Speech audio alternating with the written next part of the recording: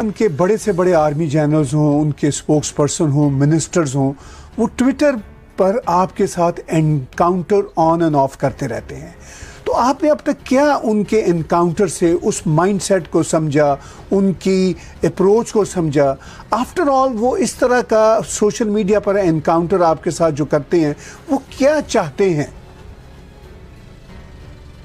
ताहिर साहब, सिर्फ उनके जर्नल नहीं, उनके जैसे कि उनके बड़े बड़े सहाफ़ी, उनके cabinet ministers, chief minister Balochistan, अभी हम बात कर रहे हैं तो ये वीना मलिक साहिबा हैं, एक्ट्रेस हैं पाकिस्तानी, वो ट्विटर पे लगी हुई हैं।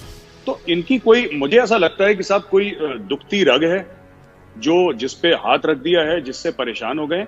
और मैं यहाँ पे वाज़ेह तौर से एक बात कहना चाहता हूँ, हमने कभी आम पाकिस्तानियों को ऐसा, देखिए, जिनको मैं जानता नहीं उनसे नफरत कैसी, हम तो जानते ही नहीं, हम कभी ऐसा हमारा कोई इंटरेक्शन रहा नहीं पाकिस्तानियों के साथ। जो आम पाकिस्तानी शहरी हैं, वहाँ के सिटीजन्स की मैं बात कर रहा हूँ, लेकिन हमारा जो इख्तलाफ है उनकी फौज के साथ है, उनकी ISI के साथ है, उनकी डीप स्टेट के साथ है, जो गलत हरकतें करते हैं इंडिया में और पाकिस्तान में भी, तो उनके खिलाफ आवाज उठाते हैं, इनको पसंद नहीं आता।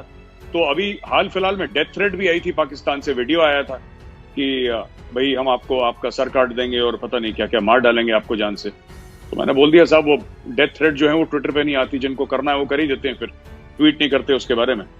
तो यही चल रहा है साहब। वो थोड़ा सा जर्नल वहाँ के परेशान है मुझसे, जर्नल वहाँ के परेशान हैं, मीडिया के लोग आपसे परेशान हैं। और जैसा कि आपने कहा कि ये सारी जो लड़ाई है ये ट्विटर पे हो रही है या सोशल मीडिया पर हो रही है जी।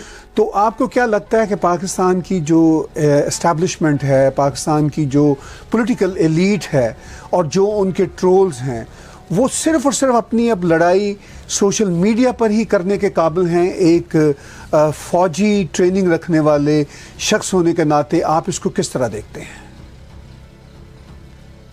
सर, मैं तो सोचता हूँ कि एक लैक ऑफ कॉन्फिडेंस है कहीं ना कहीं जो पाकिस्तान का रूलिंग एलीट है। क्योंकि ये लोग अभी बाजवा साहब को 3 साल का एक्सटेंशन मिला। बाजवा साहब ने बोला भाई भारत से बड़ा खतरा है, हिंदुस्तान से खतरा है, मुझे 3 साल का एक्सटेंशन दो, मैं भारत की बाह मोड़ दूंगा, आंखें फोड़ दूंगा। 3 साल का एक्सटेंशन लिया, फिर बाजवा साहब तो गायब हो गए। अब सारी लड़ाइयां ट्विटर पे हो रही हैं इनकी। और ट्विटर पे इनकी लड़ाइयां क्यों हो रही हैं? क्योंकि अब देखिए, जो गरीब का बच्चा था उसको तो भेज दिया जिहाद लड़ने के लिए कश्मीर में, और जो जितने भी अमीर हैं इन्होंने बोला साहब ये हमारे बच्चे ये सब नहीं करेंगे। तो पाकिस्तानी फौज लड़ने वाली फौज है ही नहीं, वो लड़ाई नहीं करती। लड़ाई के लिए उन्होंने हाफिज सईद और मौलाना मसूद अजहर जैसे गुर्गे पाल रखे हैं, गुंडे पाल रखे हैं, क्रिमिनल्स पाल रखे हैं, टेररिस्ट पाल रखे हैं, और बाकी अपने मजा करते हैं। तो ये ट्विटर की जो आप बात कर रहे हैं ना ताहिर साहब, ये इनका है एक।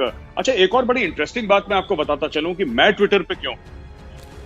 हमने तो अपनी सरकार को कई बार रिप्रेजेंट भी करा कि आप लोग भी इनका जवाब दीजिए। तो हमारी आर्मी का एक हैंडल है ADGPI। तो मैंने आर्मी में भी रिप्रेजेंट करा as a veteran, as a former army officer, कि आप लोग क्यों नहीं, ISPR जो है, आप लोग इसका क्यों नहीं जवाब देते।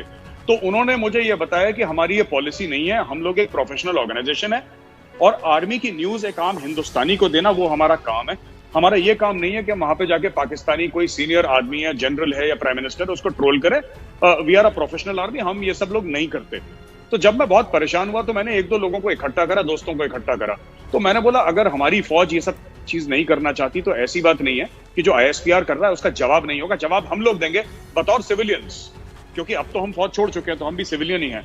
तो फिर हमने जवाब देना शुरू करा और जवाब देते देते पिछले 3 साल से जवाब दे रहे हैं ताहिर साहब। बात इतनी आगे बढ़ गई कि वो लोग पूरी तरीके से परेशान हो गए कि हो क्या रहा है। और यहाँ पे ज्यादा लोग नहीं है, क्योंकि सरकारी तौर पे जैसे वहां पे इंस्टीट्यूशनलाइज्ड है पाकिस्तान में, ISPR है, ISPR की एक बहुत बड़ी बिल्डिंग है, उसमें लोग हैं, सिविलियंस हैं। इंडिया में ऐसा कुछ नहीं है। इंडिया में आप देखिए, हमारा जो ऑल्टरनेट हैंडल है, जो ISPR का, जो हमारा जो जिसको कहते हैं, जो हमारे यहाँ जो फौज का काम करता है ISPR, that is called ADGPI। आप ADGPI के 100 ट्वीट्स आप देख लीजिए ताहिर साहब, आप उनके पिछले 100 ट्वीट्स देख लीजिए और ISPR के 100 ट्वीट्स देख लीजिए, आपको पता लग जाएगा। एक जर्नलिस्ट की कैपेसिटी के हवाले से ये जानना चाहता हूँ कि आप एक वाइब्रेंट जर्नलिस्ट के तौर पर काम कर रहे हैं, तो क्या फ़र्क आपने महसूस किया जब फ़ौज पे आप लड़ा करते थे, अब एक और महाज पे हैं, ऐसा महाज जिसमें नैरेटिव्स की जंग है, आइडियाज़ की जंग है, और उसके साथ साथ बहुत ज़्यादा फेक न्यूज़ का और करेक्ट न्यूज़ का झगड़ा चल रहा है। तो उसको आप अगर पाकिस्तान और भारत के कॉन्फ्लिक्ट्स के कॉन्टेक्स्ट में देखें तो वो कैसा दिखता है आपको?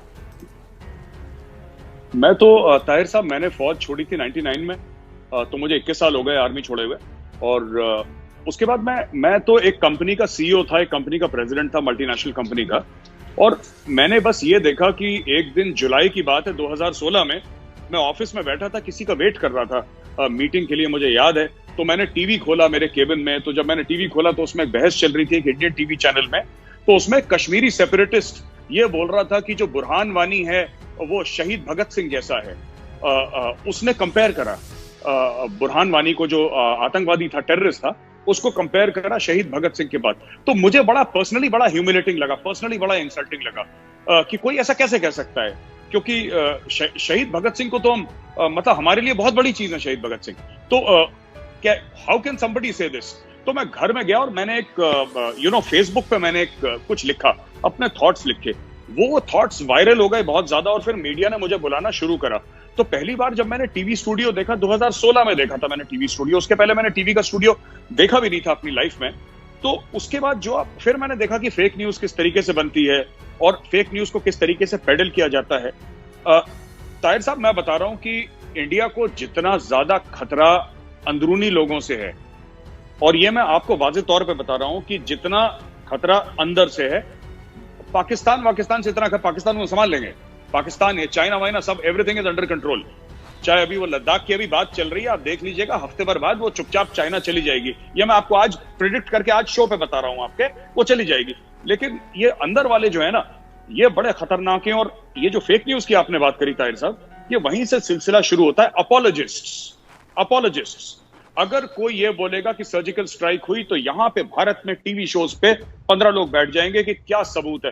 अरे सबूत क्या है साहब, आप बताइए। जब ओसामा बिन लादेन को मारा था एबटाबाद में, तो अमेरिका ने कौन सा सबूत दिया था? ये मिलिट्री ऑपरेशंस का कोई सबूत दिया जाता है? उसकी लाश कहां, किसी को नहीं पता। समुद्र में उन्होंने बोला, अमेरिकन ने, कि हमने उसकी लाश कहीं फेंक दी। अब कहां फेंक दी, किसको शक्ल दिखाई, क्या प्रूफ है, नोबडी